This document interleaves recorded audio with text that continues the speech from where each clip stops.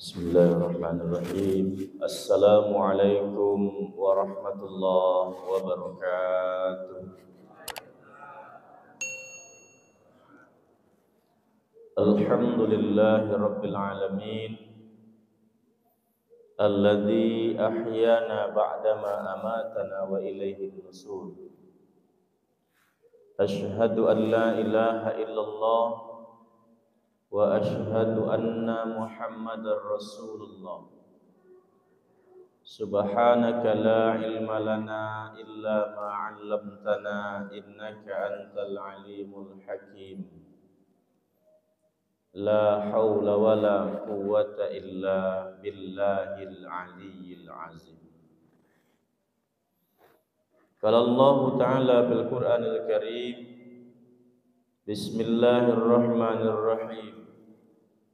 Wasari'u ila maghfiratin min rabbikum wa jannatin arduhas samawati wal ardh uiddat lil muttaqin. Shadaqallahul azim.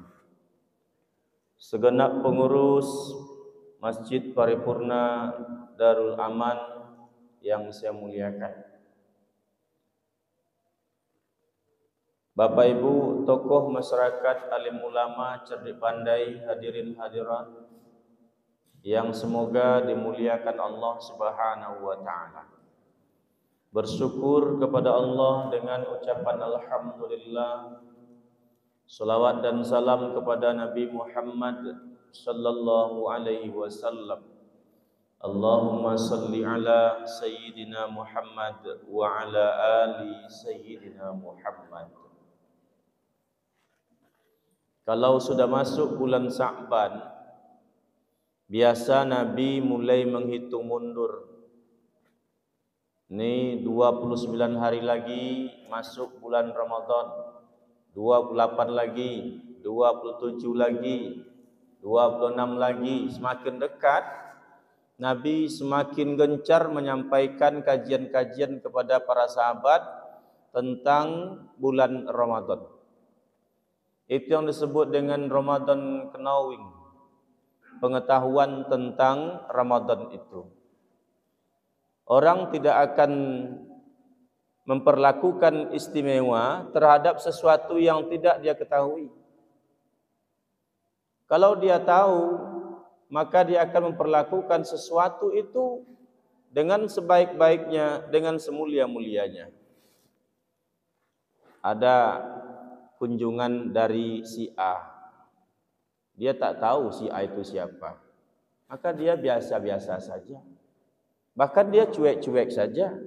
Bahkan tak ada persiapan sama sekali. Karena dia tidak tahu yang akan datang itu apa. Maka Nabi gencar keliling menyampaikan kepada sahabat, sebentar lagi Ramadan akan tiba, sebentar lagi Ramadan akan tiba.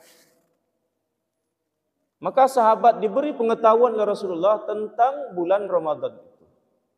Iza jaa Ramadan, kalau sudah datang bulan Ramadan, kata Rasul, futihat abwabul jannah, semua pintu surga dibukakan oleh Allah. Wa ghulliqat abwabun nar, dan pintu neraka ditutup serapat-rapatnya. Dan para syaitan tidak bebas melakukan aksinya pada bulan Ramadan. Sahabat diberi pengetahuan oleh Rasulullah supaya apa? Supaya dia memperlakukan Ramadan itu sesuai dengan kemuliaan bulan Ramadan. Maka ibu bapak yang saya muliakan, Ramadan itu bulan yang mulia. Allah memiliki jutaan masjid di permukaan bumi ini. Allah muliakan 3 masjid. Masjidil Haram, Masjidil Nabawi, Masjidil Aqsa. Allah memiliki 360 hari dalam setahun. Allah muliakan 1 hari, namanya hari Arafah. Siapa yang beribadah puasa pada hari Arafah itu, yukafir sanatain, Allah ampunkan dosanya 2 tahun. Madiyatan wa mustaqabliyatan, setahun yang lalu dan setahun yang akan datang. Ini hari istimewa. Dan Allah memiliki 360 malam dalam setahun. Allah muliakan satu malam. Namanya Lailatul Qadar. Siapa yang beribadah pada malam hari itu khairum min alfi syahr. Lebih baik daripada 1000 bulan. Dan Allah memiliki 12 bulan dalam setahun.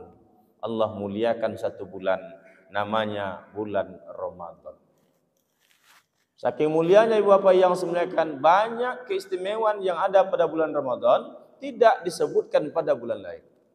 Ramadan syahrul qiyam, bulannya solat malam. Ramadan syahrus siyam, bulannya berpuasa. Ramadan syahrul tarbiyah, bulannya pendidikan. Ramadan syahrul jihad, bulannya untuk mengendalikan hawa nafsu, berjihad. Ramadan syahrul impak, Ramadan bulannya banyak-banyak berimpak. Ramadan syahrul mubarakah, bulan yang banyak barokahnya. Ramadan syahrul Quran atau syahrul tilawah, bulan banyak-banyak membaca Al-Quran. Dan nama bulan istimewa ini tidak disebutkan untuk bulan lain. Maka Bapak yang saya muliakan, semakin dekat bulan Ramadan, semakin gencar Nabi memberikan pengetahuan tentang Ramadan itu kepada para sahabat. Supaya apa? Ramadan bulan suci, kita sambut dengan hati yang suci. Kita sambut dengan hati yang bersih. Karena yang suci itu takkan bisa bercampur dengan yang kotor. Minyak takkan bisa bercampur dengan air walaupun kita letakkan di satu tempat yang sama. Kita paksakan pun bercampur menyatu, tak mau. Maka dalam tafsir Al-Misbah, Profesor Quraisyab menerangkan, Ramadan itu tiba cuma hanya lewat, berlalu dan melambaikan tangan tanpa singgah, tanpa berhenti, tanpa memberikan apa-apa. Ramadan itu tiba, dia cuma berjabat tangan dengan seseorang, dengan kita, lalu dia pergi tanpa meninggalkan apa-apa. Dan Ramadan itu tiba, nginap di rumah kita selama 30 hari 30 malam. Sebelum dia pergi memberikan 3 hal kepada kita, maghfirah, rahmat, dan ibkun minan nar. Baru dia berangkat. Inilah nanti orang yang sangat sedih ketika ditinggalkan oleh Ramadan itu. Menetes air mata, bergetar aras di langit, malaikat semua menangis karena Ramadan sudah berangkat dan dia tak akan pernah kembali lagi. Maka ibu bapak yang saya muliakan, apa persiapan kita menyambut bulan yang mulia itu? Ketika Nabi berkhutbah di akhir Sa'ban, maka Jibril datang menemui Rasulullah sallallahu alaihi wasallam. Irtaqan Nabi sallallahu alaihi wasallam alal mimbari faqala amin.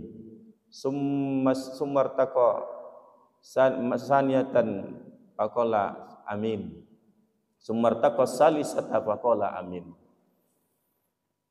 Faqala ashabu ya Rasulullah ma alama amanta ya Rasulullah. Ketika Nabi naik tangga pertama, Nabi angkat tangan, amin, kata Rasul. Dia naik tangga kedua, Rasul angkat tangan, amin, kata Rasul. Dia naik tangga ketiga, Nabi angkat tangan lagi, amin. Siap salat Jumat, tidak ada sahabat yang pulang. Sahabat nunggu, semua nunggu Nabi menyampaikan berita. Apa yang diamin-aminkan. Ternyata Nabi tidak menyampaikan berita apa-apa. Kebiasaan sahabat itu siap sholat Jumat, tidak ada yang keluar masjid sebelum Nabi keluar dari masjid. Ini kan di berbagai pondok pesantren diterapkan yang seperti itu. Tak ada yang masuk masjid sebelum Nabi masuk masjid. Tak ada santri itu yang masuk masjid sebelum syekhnya itu masuk masjid. Dan tak ada pula santri itu yang keluar sebelum syekh itu keluar dari masjid. Ini di berbagai masjid di pondok pesantren diterapkan. Bahkan ada di kelompok pengajian yang diterapkan seperti ini. Ini kebiasaan lakukan Rasulullah. Tidak ada sahabat yang pulang. Maka Bapak Bu yang saya muliakan, datang sahabat, ya Rasul, Ya, kata Rasul. Ma'ala ma'amanta ya Rasulullah. Apa yang engkau aminkan tadi itu ya Rasul? Kami tak mendengarkan apa-apa. Kata Rasul, atani Jibril. Tadi Jibril datang menghampiriku. Ngapain ya Rasul? Faqala, Jibril itu berdoa. Kalau Jibril yang berdoa, tangan suci Rasulullah yang mengaminkan, maka dipastikan doa itu pasti dikabulkan oleh Allah Subhanahu wa taala. Apa doanya ya Rasul? Kata Rasulullah, dia 3 hal dia doakan.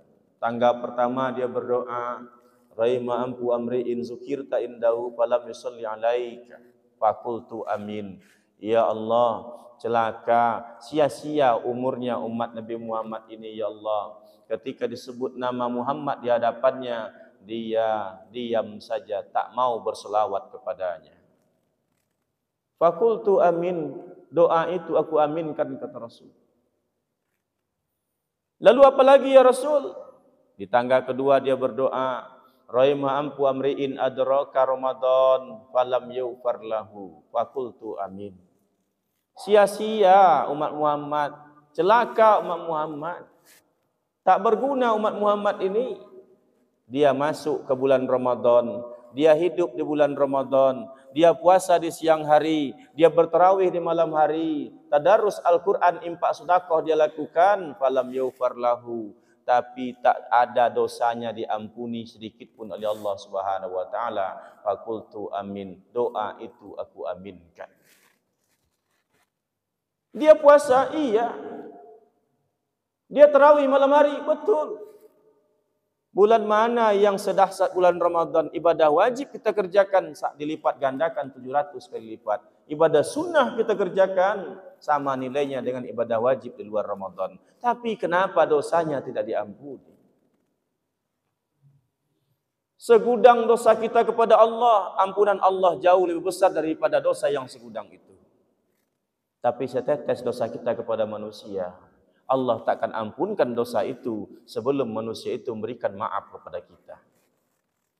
Banyak Nabi menceritakan tentang masalah orang masuk neraka bukan karena dosanya kepada Allah, tapi dosanya kepada manusia. Rupanya yang membuat orang ini ibadahnya tidak terima oleh Allah Subhanahu wa taala, ibadah Ramadannya tidak mengampuni dosanya, bukan karena maksiatnya kepada Allah, tapi karena hubungannya kepada manusia. Maka Bapak yang semuliakan, wasari'u ila maufiratim min rabbikum, segera bertaubat minta ampun kepada Allah. Insyaallah kalau kepada Allah tidak begitu repot-repot. Cuma minta ampun itu tidak bisa diwakilkan. Tak bisa pula kita membawakan dosa orang lain. Ini minta ampun ini sangat khusus hubungan kita kepada Allah. Astaghfirullahaladzim. Sangat khusus hubungan kita kepada Allah. Maka Bapak yang semuanya, apa itu ya Rasul? Kata sahabat. Kata Rasul, yang pertama, uququl walidain. Siapa itu? Orang yang tidak peduli dengan kedua orang tuanya. Waktu kecil, seekor nyamuk pun tak rela orang tuanya menggigit anaknya. Nasi mau masuk ke mulut, menangis anaknya, turun itu tangan, dicuci, dilap, ditengok anak, apa yang terjadi? Dia lupakan laparnya, dia lupakan lelahnya, dia lupakan ngantuknya. Begitu dia memperhatikan sang anaknya. Sekarang anak sudah sukses.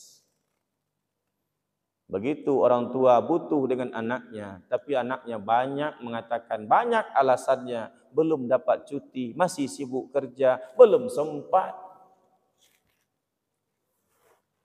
Nanyalah seorang laki-laki kepada Rasulullah, ya Rasul, bisakah saya membalas jasa orang tua saya? Tidak bisa, kata Rasul. Kenapa tidak bisa ya Rasul? Berapa banyak yang saya makan? Berapa banyak yang saya pakai? Kenapa tidak bisa saya ganti? Bukan itu masalahnya, kata Rasul. Dulu kau sakit berminggu-minggu, berbulan-bulan. Kau digendong oleh orang tuamu. Siang malam diusap punggungmu. Ya Allah, kata orang tuamu, kalau bisa penyakit ini ditukar ya Allah, biarlah aku yang sakit, yang penting anakku disehatkan ya Allah. Bahkan ada yang berdoa nekat karena sudah lama berdoa belum juga, berobat ke mana-mana belum juga sembuh. Akhir nekat dia berdoa sambil bernazar. Rupanya waktu itu waktu mustajab, dikabulkan doa. Ya Allah, kalau kau sembuhkan anakku ini ya Allah, aku bernazar ya Allah, aku makan tai anjing ya Allah. Rupanya waktu itu waktu mustajab, doanya dikabulkan, sembuh anaknya. Begitu sembuh anaknya lupa dengan nazarnya karena kemarin dia berdoa dalam keadaan sudah tertekan, sudah agak emosi. Diingatkan dalam mimpinya, Bu, penuhi nazarmu. Dah ingat dia besok, penuhi nazarmu. Dah ingat dia, besok diingatkan lagi, penuhi nazarmu. Kalau tidak aku ambil lagi nikmat yang berikan kepadamu. Ingat dia bernazar makan tai anjing. Gimana mau makannya Pak Bu yang semuliakan? Baru coba dipegang, dah muntah. Belum cicip lagi, belum lagi. Minimal 1 sendok lah kira-kira itu. Coba sikit muntah, coba lagi muntah. Akhirnya tidak sanggup dia untuk melakukan yang seperti itu. Tapi karena dia ingin anaknya itu sembuh, tak sakit lagi, tetap dia usahakan untuk makan tai anjing. Akhirnya sampailah berita ini kepada orang-orang soleh. Di mana tuh Pak Kiai? Di mana tuh Syekh? Dia bernazar makan tai anjing, tapi tak sanggup. Maka dapatlah dia berita, datanglah ke rumah orang yang ada di rumah itu manusianya, tapi tidak pernah solat. Ada rumah, ada manusia yang di dalam, tapi tak pernah solat. Jadi tunggu turun hujan. Kalau turun hujan nanti tampunglah air di cucuran atapnya, minumlah air itu. Itu sudah sama dengan makan tai anjing. Maka Bapak yang semuliakan, diusap punggung. Apa kalimat yang keluar dari mulut ibumu? Apa kalimat yang keluar dari mulut ayahmu? Ya Allah, sembuhkanlah anakku ni ya Allah. Kapan lagi sehat ni nak? Cepatlah sehat nak, cepatlah sembuh nak. Jutaan suap dia suapkan ke mulutmu, kemana-mana kau digendong, kau buang kotoran di mana-mana, ikhlas dia membersihkan. Malam hari tiba, kau kuning dipastikan ini atau kuas hatir cium. Coba orang tuamu sakit berminggu-minggu, berbulan-bulan, bersanggup kau menyuapkannya. Berapa kali kau sanggup menggendongnya ke kamar mandi? Berapa kali kau sanggup bersihkan kotorannya? Dan apa kalimat yang keluar dari mulutmu, kata Rasul? Kan kadang indah kalimatnya, menyakitkan maknanya. Apa kalimat indahnya? Deh, kasihan awak nengok dia. Dah berbulan-bulan terbaring. Rasa-rasanya daripada menengok dia menderita seperti ini lebih baik rasanya meninggal dunia. Itu Pak Bu, ucapan dari seorang anak ketika melihat orang tuanya sudah lama terbaring sakit. Tapi orang tua tak pernah mengeluarkan kata-kata seperti itu. Sekarang sudah sukses, orang tua nelpon, nak kapan pulang? Mak dah rindu dengan cucu, padahal bukan dengan cucu, dia rindu dengan anaknya itu. Dua hal yang tak bisa diilmiahkan Pak. Dua hal tak bisa diilmiahkan. Orang sakit sembuh karena melihat kampungnya. Tak ada obat, demam-demam, sakit-sakit tak menentu, pulang kampung, sehat. Tak bisa diilmiahkan. Orang sakit sembuh karena bertemu dengan orang yang dia sayangi, dengan orang yang dia cintai. Dah terbaring sebulan di rumah, pulang anak kesayangannya, sembuh. Dia buatkan rumah sini bagus-bagus, bersih rumah, tidak ada kerjaan mak kita itu. Dia pingin juga pulang kampung. Sakit mak, besoklah pulang, tunggulah berobat dulu, sehat nanti baru pulang. Tidak, sampai di kampung, cerah wajahnya. Semberingah senyumannya. Padahal rumah-rumah buruk di kampung itu. Ini tidak bisa diilmiahkan. Maka terdiamlah laki-laki tadi. Iya ya Rasulullah. Tak bisa membalas jasa kedua orang tua. Pulang dari Jakarta bawa baju yang dibelikan istrinya. Pulang dari Bandung yang dibelikan oleh-oleh istrinya. Maknya tidak dapat. Pulang dari Mekah beli baju hitam 4 pasang dikasih sama istrinya. Baju hitam bu. Dikasih semua istrinya. Kata mak dalam hati, kapan saya dapat baju seperti itu? Tapi tak terucap ke permukaan. Uququl walidain, anak ini tak peduli dengan orang tuanya. Arisan keluarga, istri kita bajunya ganti-ganti. Besok pertemuan lagi keluarga, ganti lagi bajunya. Besok ada lagi pertemuan keluarga, ganti lagi bajunya. Pertemuan lagi, ganti lagi bajunya. Mak kita setiap pertemuan itu bajunya. Besok pertemuan lagi, itu juga bajunya. Besok pertemuan lagi, itu juga bajunya. Baju kuning pemberian Partai Golkar. Tak bertukar-tukar. Air mata jatuh ke dalam. Uququl walidain. Masuk bulan Ramadan. Anak ini tidak mendatangi kedua orang tuanya. Tidak ridho orang tuanya. Ibadah Ramadannya itu, Pak Bu yang semuliakan, seperti air dimasuki oleh tai cicak. Walaupun banyak, tapi tak bisa dimanfaatkan lagi. Yang kedua, al-mar'atu batat zaujaha 'alaiha sakhitun. Sang istri yang membuat hati suaminya tersinggung, sakit hati, kecewa, marah. Kalau bahasa kasarnya, istri yang durhaka kepada sang suami. Kalau ada sang suami tidak mempedulikan istrinya, dayyus allazi yufirru fi ahlil habsah. Istrinya buka aurat, dia diam saja. Istrinya tidak solat, dia diam saja. Istrinya pulang malam, dia tidak pula diam saja. Istrinya pun tidak pulang-pulang, dia tak peduli dengan istrinya. Kemana istrinya pergi, dia tak bisa mengontrolnya.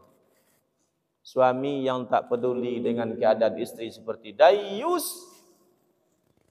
Salasun qad harramallahu alaihimul jannah. 3 kelompok manusia yang Allah haramkan untuknya surga. 1 di antaranya dayyus, suami yang tidak mempedulikan keadaan istrinya. Maka Pak Bu yang semuliakan, suami yang peduli dengan istri, semua yang dia lakukan itu ladang amal. Dia kasih uang belanja, namanya nafkah. Nafkah itu nafkah, impak nilainya. Belanja istri itu. Makanya Pak Bu yang semuliakan, sang suami tak boleh pula terlalu pelit kepada sang istri, tak boleh pula terlalu royal terhadap sang istri.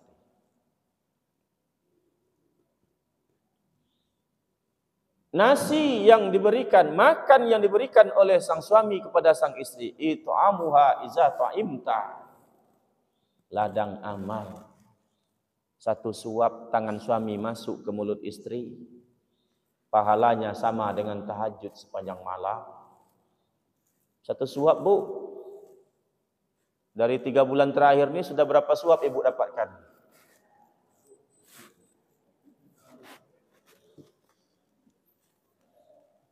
Tak ada dah Bu. Mulai pulang dari pengajian ini nanti minta.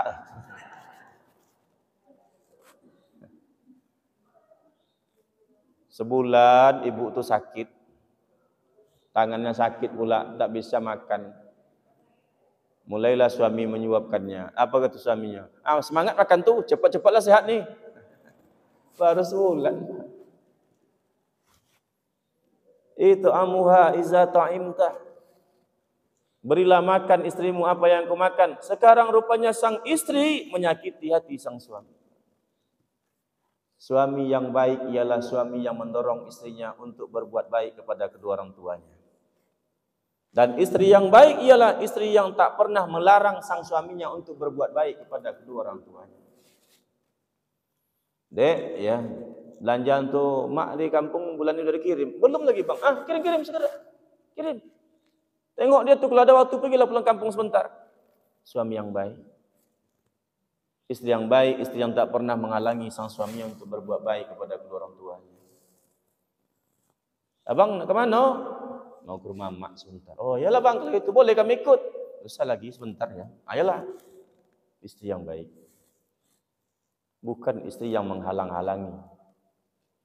Kami tidak menghalangi itu Pak Ustaz, tidak pernah melarang. Tapi cuma bertanya. Yang bertanya itulah kadang yang melarang. Abang nak ke mana? Nak ke rumah mak? Minggu kemarin ke rumah mak juga. Itu dia. Nah, Bapak yang saya muliakan, terkadang memang ada suami itu yang sedikit humoris.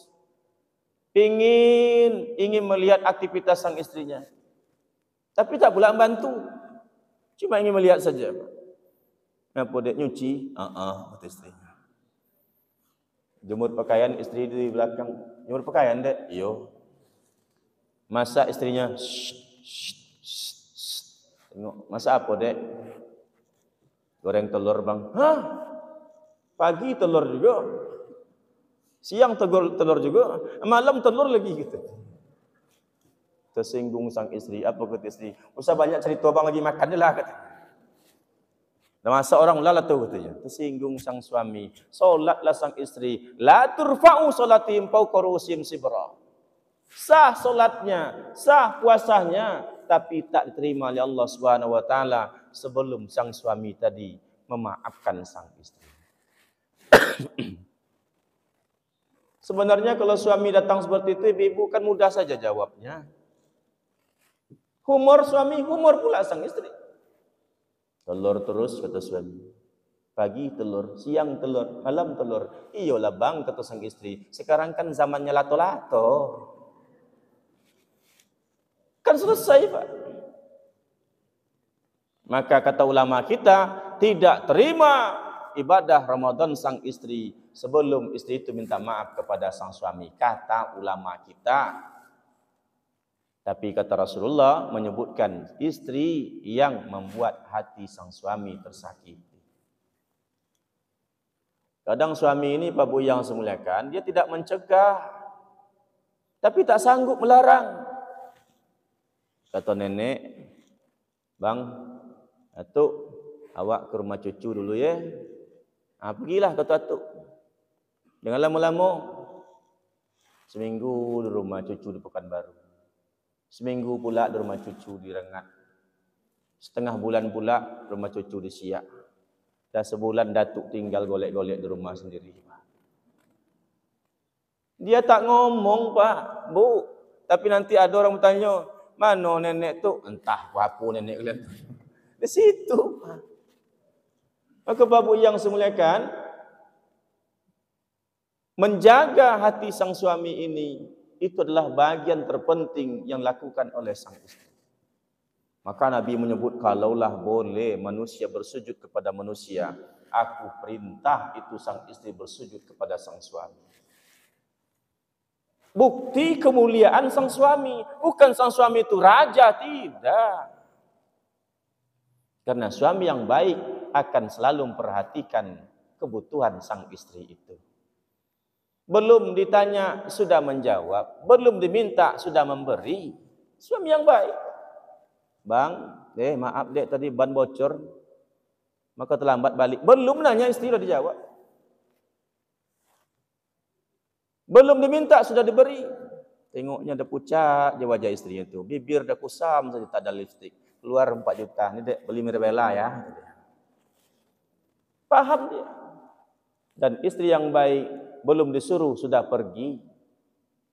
Belum dipanggil sudah datang. Baru ngomong sama suami, dingin-dingin gini ni paling enak ni minum kopi ginseng. Langsung berdiri istrinya Pak. Ngutang di kedai sebelah beli kopi ginseng dia buat. Istri yang baik ni bang, kopi ginseng. Mana dapat? Ngutang sebelah tu tadi. Begitu dia muliakan sang suami. Nah, Pak Bu yang semuliakan, sekarang sang suami tersakiti, tersinggung perasaannya, minta maaflah kepada sang suami. Gimana caranya Pak Ustaz? Tak perlulah formal kali. Teori kebiasaan itu tergantung terkadang lebih baik daripada yang formal-formal. Bang, duduk situ bang. Ngapun? Aku minta maaf ni mau Ramadan. Tidak perlu. Kata dokter, minum air mentah sakit perut, itu teori kesehatan. Tapi di kampung saya, ratusan tahun orang minum air mentah tidak pernah sakit perut. Teori kebiasaan.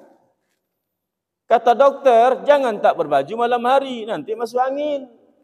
Tapi di Irian Jaya tak pernah pakai baju, tak pernah masuk angin. Teori kebiasaan. Maka minta maaflah, teori kebiasaan saja. Siap solat bang, selesai. Siap duduk-duduk makan kenyang perut bang, selesai. Atau suami tak peduli, ngeliling-ngeliling ibu depan itu. Bola balik. Pun dia kata suami. Katanya. Kata suami, selesai. Teori kebiasaan. Nah, Bapak yang semuliakan, menjelang Ramadan perbanyak bersalaman, bermusafahat dengan sang suami itu. Yang ketiga, Bapak yang semuliakan, kata Rasulullah, akhawani wa mutasarimani. Siapa itu? Dia bersaudara tapi tak pernah bertegur sapa. Dia bertetangga tapi tak pernah bertatap wajah. Dia duduk berdekatan tapi tak pernah ada senyum di lisannya. Yang satu ngadap selatan, yang satu ngadap utara. Padahal duduk berdekatan. Yang satu manyun, yang satu monyong. Tidak pernah ada senyum. Kenapa Bapak yang semuliakan? Akhawani wa mutasarimani qati'ur rahim. Memutus hubungan silaturahmi. Solat tidak kita kerjakan, Allah masih bersama kita. Puasa tidak kita lakukan, Allah masih bersama kita. Haji umrah kita mampu, tidak kita kerjakan, Allah masih bersama kita. Zakat tidak kita keluarkan, Allah masih bersama kita. Solat kita kerjakan, puasa kita kerjakan, zakat kita keluarkan, haji umrah kita lakukan, tambah lagi tahajud malam, pagi 2, tadarus Al-Quran, infak sedekah. Tapi kita putus hubungan silaturahim, Allah pergi meninggalkan kita. Untuk apa lagi Pak Bu, doa kita panjatkan berlinangkan air mata. Ruku sujud kita kerjakan siang malam, Allah sudah pergi meninggalkan kita. Anar Rahman sakaktu rahima min ismi. Saya ini pengasih penyayang, kata Allah, ku bagi kasih sayang itu kepada siapa saja. Man wasalahu wasaltuhu wa man qata'ahu qata'tuhu. Siapa yang menyambungkan, menjaga silaturahmi, aku pun tersambung dengannya. Connect Allah dengan kita.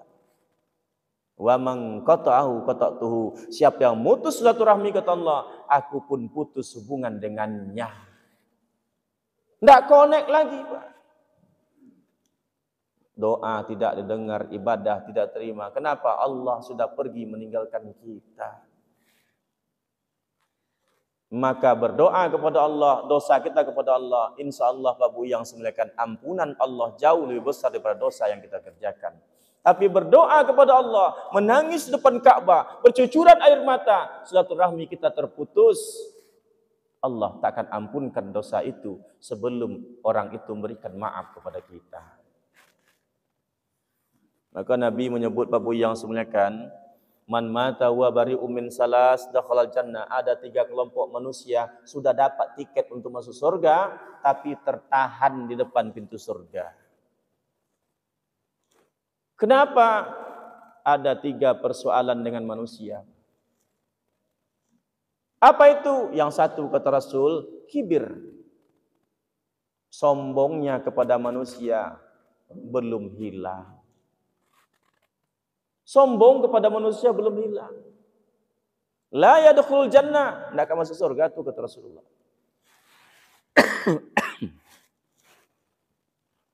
Apa itu sombong ya Rasul? Kata Rasul, bataral haqqu wa wabtan nas.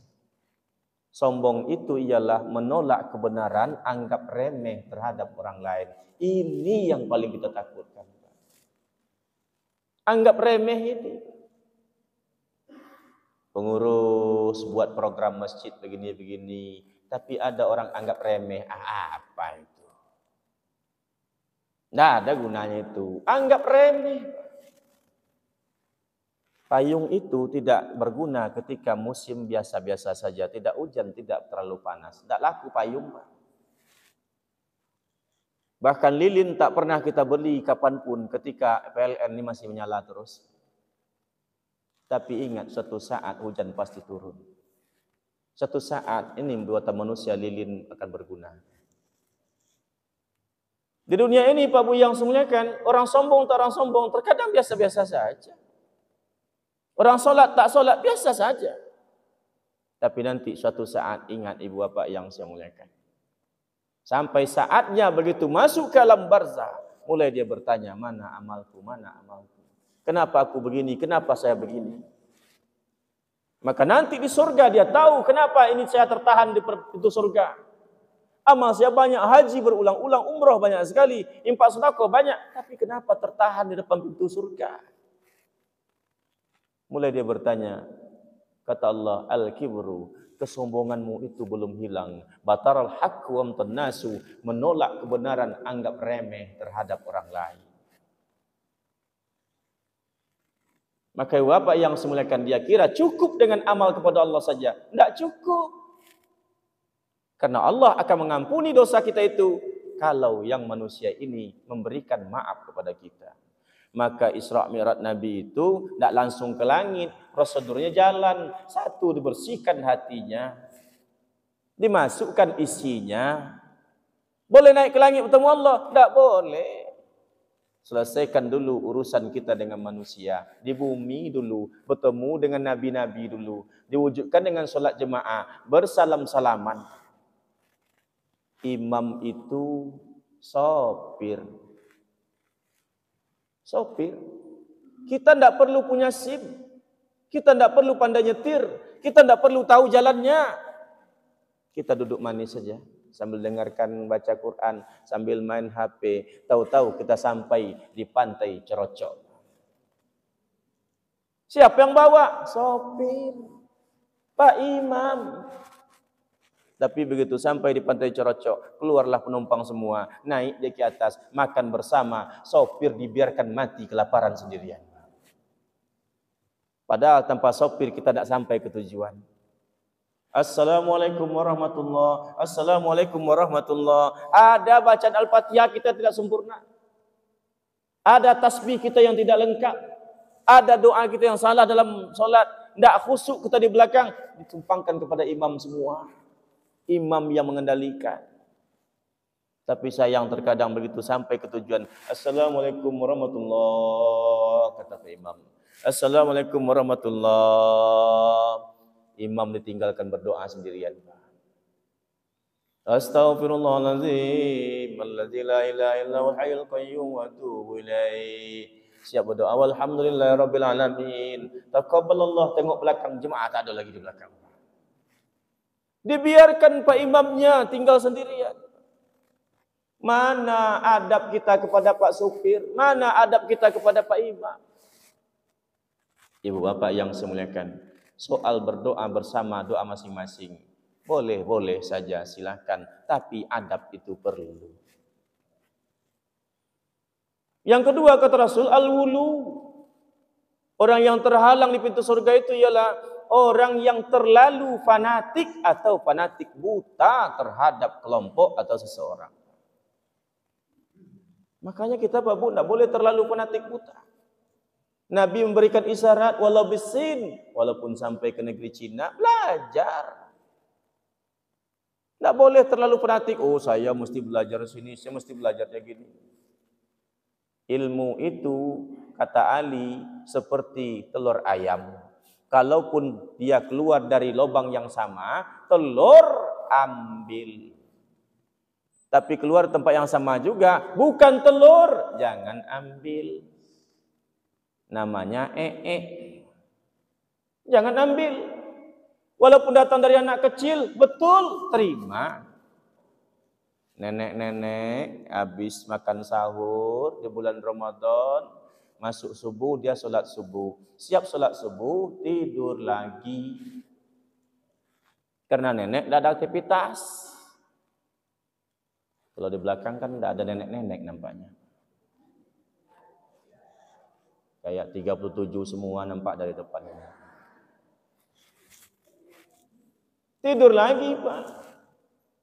Kena perut kenyang, tidurnya enak, suasana dingin pula, sejuk, bangun jam 9 pagi. Sakit pala nenek. Nenek pun berjalan ke depan, cari warung, belilah bodrek. Beli 2 bodrek, 1.000 rupiah, bawa pulang. Sampai di rumah, diambil air masuk ke gelas, diminumlah bodrek tadi. Nampak oleh cucunya yang kelas 1 SD, Nek, ya. Nenek kok minum bodrek? Iya. Nenek puasa kan? Iya. Kan batal puasa nenek minum bodrek. Kata nenek, nah itulah okennya bodrek, bisa diminum kapan saja. Betul yang sampaikan cucunya, Pak. Tapi bataral haqqu wa nasu, menolak kebenaran, anggap remeh terhadap cucunya itu. Terhalang. Yang al-wulu, fanatik buta apa yang sebenarnya. Tak mau nambah ilmu. Kalau bukan dari kelompoknya, dia tak mau nambah ilmu. Kalau bukan dari Ustaz Samsuijal, dia tak mau datang ke masjid.